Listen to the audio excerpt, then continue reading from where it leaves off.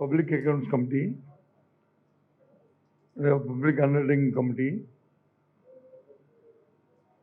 3 కమిటీలకు వచ్చి ఈరోజు నామినేషన్ చేయడం జరిగింది. ఈ నేపథ్యంలో ముఖ్యంగా పబ్లిక్ అకౌంట్స్ కమిటీ ఏదైతే ప్రజాపతిల సంబంధించిన కమిటీ ఏదైతే ఉందో ఆ కమిటీలో మేము కూడా నిన్న మా పార్టీ తరఫున పెద్దిరెడ్డి గారిని పెద్దిరెడ్డి రామచంద్రరెడ్డి గారు నామినేషన్ జరిగింది. సాంప్రదాయ ప్రకారం 1967 నుంచి కూడా నేటి వరకు మన రాష్ట్రంలోనే కాదు భారతదేశంలో ఉన్న అన్ని రాష్ట్రాల్లో కూడా దాంతోపాటు కేంద్రంలో ఉన్న పార్లమెంట్లో జరిగిన వివిధ సందర్భాలు వివిధ నేపథ్యాల్లో కూడా ప్రతిపక్షానికి ఈ పదవి ఇవ్వడం అనేది ఏదో పదవి అలంకారప్రాయం కోసం కాదు. ఏదైతే అధికారం ఉన్న ప్రభుత్వాలు ఏవైతే అధికారం ఉంటాయో వారు చేపట్టిన వివిధ కార్యక్రమాలకు ఖర్చు పెడుతున్న ఖర్చులు వాటికి సంబంధించిన లెక్కలకు సంబంధించి అదే ప్రభుత్వం చూస్తే దానివల్ల ఉపయోగం ఉండదు, దాన్ని థర్డ్ పార్టీతో ఉంటే మంచిది, వాళ్ళు వచ్చి చూసి దాంట్లో ఏమైనా తప్పులు ఒప్పులు ఉంటే సర్దిదిద్దుకోమని సూచనలు చేస్తుంటారు.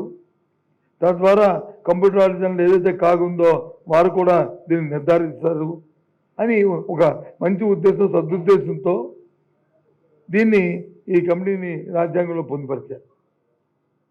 దురదృష్టవశాత్తు ఈరోజు ఇందాక మా పెద్దరెడ్డి గారు చెప్పినట్టు ఎన్నో సందర్భాల్లో ఎన్నో ఉడికించారు.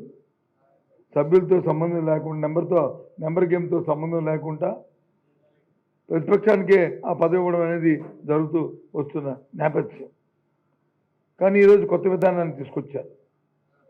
మేము శాసనసభలో మా తాలూకా మెజారిటీ ఉంది కాబట్టి మేము వచ్చి 160 పైచులకి మేము ఉన్నాం కాబట్టి మీరు 11 మంది సభ్యులే ఉన్నారు కాబట్టి ఒక సభ్యుడు గెలవాలంటే మీకు 18 మంది శాసనసభ్యులు ఉండాలని కొత్త నినాదాన్ని తీసుకొచ్చారు. అయినా సరే చూద్దామని చెప్పిన అందుకే నేను నామినేషన్ వేస్తాను. సాంప్రదాయాన్ని వీళ్ళు వచ్చి కొనసాగిస్తారా, లేదు సాంప్రదాయానికి వ్యతిరేకంగా వెళ్తారా, ఒంటెత్తు పొగడితే వెళ్తారా? ఎందుకంటే ఇది ప్రజాస్వామ్యం అంతా నేనే అనుకుంటే, అంతా నాదే అనుకుంటే, నాకెవరో తెలియదు అనుకుంటే అది పొరపాటు. ప్రతి 5 సంవత్సరాలకు ఒకసారి ప్రజలు తీర్పిస్తుంటారు.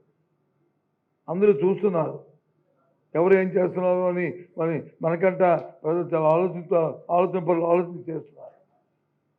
మరి నువ్వు చేస్తున్న కార్యక్రమానికి, మీరు చేస్తున్న కార్యక్రమానికి, మీ పద్ధతికి మీరే దాన్ని ఎండార్స్ చేసుకుని దాన్ని ఓకే అనిపించుకుంటే అది ఎక్కడుంటుంది ఇది?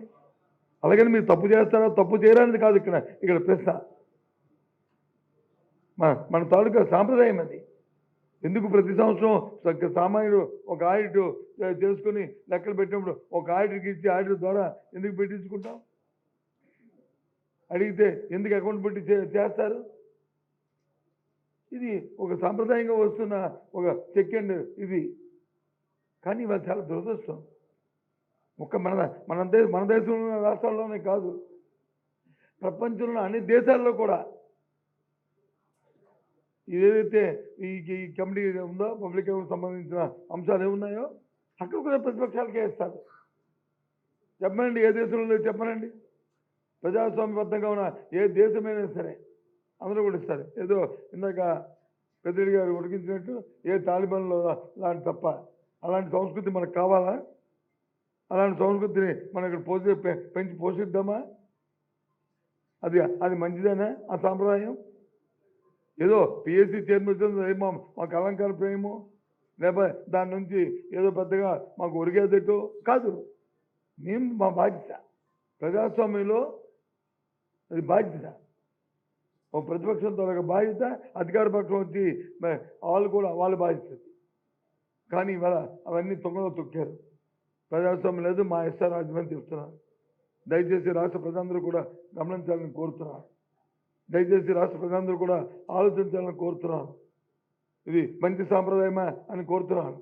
ఇలాంటి సాంప్రదాయాలు రాబోయే తరానికి ఏం సమాధానం చెప్తుందో ఆలోచించమని కోరుతున్నాను. అందుకే మేము వచ్చి ఇవాళ ఏవైతే ఆ మూడు కమిటీలకు సంబంధించి ఉన్నాయో వాటికన్నింటినీ కూడా మేము అందరం మా పార్టీ తరఫున మేము బాయ్కాట్ చేస్తున్నామనే విషయాన్ని చెప్పడానికే మీ దగ్గరికి వచ్చామనే విషయం మీ ద్వారా తెలియజేస్తున్నాం. న్యాయ నియంత్రణ ప్రదే రేపు ఆలోచన చేద్దాం. కానీ ఇలాంటి సాంప్రదాయాలు మంచిది కాదు.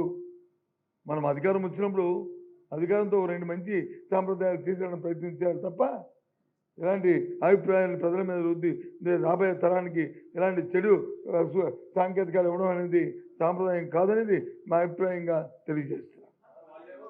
ఒక నిమిషం, ఒక్కొక్కరు రూల్స్ చెప్పండి. రూల్స్ ఏంటి? రూల్స్ మీకు తెలిసిన రూల్స్ చెప్పండి. వాళ్ళు చెప్పిన రూల్స్ చెప్పండి స్వామి. వాళ్ళు చెప్పిన రూల్స్ చెప్పండి స్వామి. రూల్స్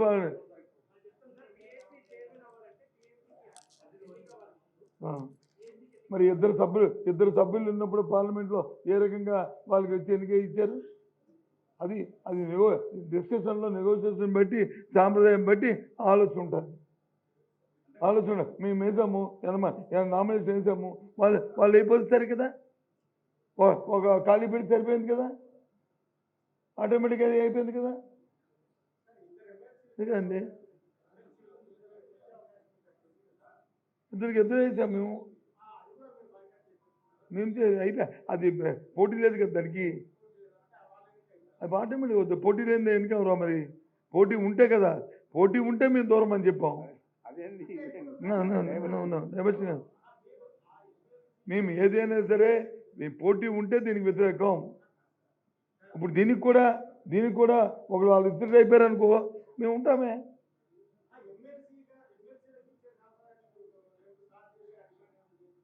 నాకు అర్థం అవ్వలేదు. అది నేను ఇంకా అది వెళ్తే అది అడిగాను అనుకోండి. నేను అది అడిగాను, చూడండి ఇది గుంతమ్మ కోరికలు కోరుతున్నాను సార్. అది గుంతమ్మలు కోరుతున్నాను. ఇప్పటికే ప్రధాన ప్రతిపక్షంగా ఉన్న మేము ఇప్పటికే గుర్తింపు ఇవ్వలేదు. ప్రతిపక్షం అంటే ఏంటి? నెంబర్ గేమ్ కాదు. రెండు పార్టీలు ఉన్నప్పుడు అధికారం ఎన్నికైన పార్టీ అధికార పక్షం అవుద్ది, ఓటమి చెందిన పార్టీ ప్రతిపక్షం అవుద్ది. ప్రతిపక్షం తనకు బాధ్యత ఏంటి?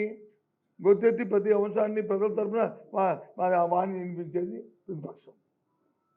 ఆ అంశం పోతే ప్రజాస్వామ్యంలో డెమోక్రసీ ఎక్కడుంటుంది? అది మేము చెప్తుంది, అది మిమ్మల్ని అడిగింది. అంతేగాని మాకు ఇంకా ఎమ్మెల్సీకి ఇవ్వండి అంటే అది మేము అది ఇంకో ఇది అడుగుతున్నారండి, ఇది అత్యాశలకి పదవి గురించి కాదు. ఇక్కడ ఉన్న సాంప్రదాయాలు మనం తొక్కొద్దని, ఉన్న సాంప్రదాయాలు కొనసాగించాలని మేము మా డిమాండ్. ఏదండి తాలిబాన్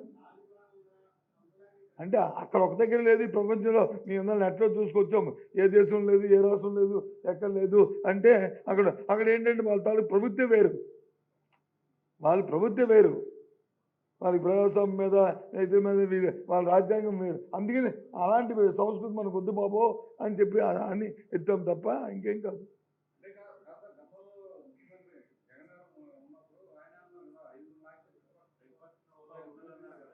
సార్ ఇగో చెప్తాను ఒక విషయం ఆయన అన్నారు, లాగారు, చేశారు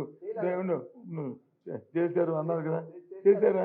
చేయలేదు కదా. ఒకటి రెండోది ఆ రోజు మరి ఒక్కడే కదా ఆయన మన ఎన్నికలు జరగాలనుకుంటే స్పీకర్ మా మనిషే కదా.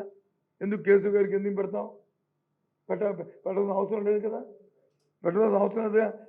ఆ మూర్ఖత్వంతోనో లేకపోతే ఆ బుల్డోజ్తో చేయాలనుకుంటే ఆయన పెట్టాల్సిన అవసరం మాకు లేదు కదా. అది ఆలోచన మా బుర్రలో రాలే. ఇలాంటి ఆలోచన మా బుర్రలోకి రాలేదు. అది మా తాలూకు ఆలోచన.